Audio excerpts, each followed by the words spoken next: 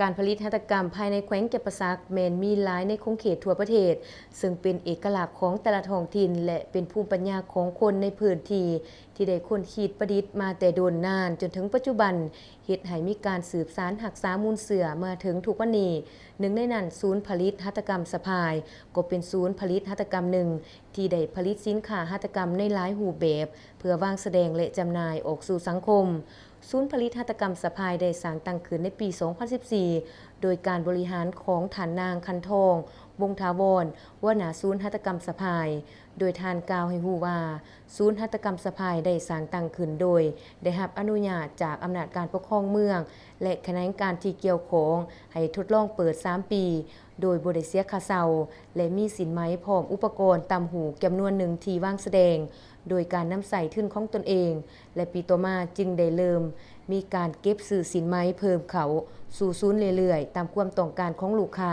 โดยเฉพาะแม่นนักท่องเที่ยวปัจจุบันศูนย์ผลิตหัตถกรรมสะพายแม้ได้มีการผลิตสินค้าหัตถกรรมหลายประเภทเป็นต้นแม่นสินไหมประเภทต่างๆผ้าพันคอธงผ้ายกระเป๋าเกิบ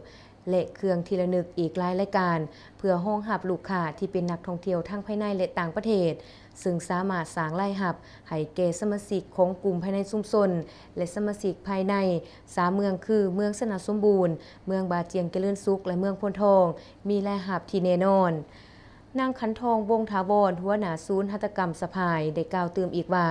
ปัจจุบันสินค้าที่ศูนย์ผลิตหัตถกรรมสะพายได้ผลิตออกสู่สังคมได้มีการตอบรับเป็นอย่างดีฉะนั้นจึงมีความต้องการขยายและส่งเสริมการผลิตในหลายรูปแบบที่หลากหลายกว่าเก่า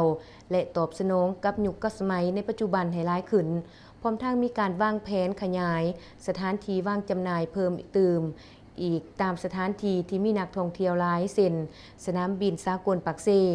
สถานที่ห้านว่างจำหน่ายของที่ระลึกสวนวัฒนธรรมลักเก็ตตามงานวางแสดงสินค้าและสถานที่อื่นๆอีกเพื่อเป็นการส่งเสริมการผลิตหัตถกรรมถ้าเป็นการส่งเสริมการสร้างเวียกเฮ็ดงานทำภายในให้นับมือพัฒนาขึ้นเป็นก้าวการส่งเสริมวัฒนธรรมก็ได้รู้สึกว่าเข้าใจ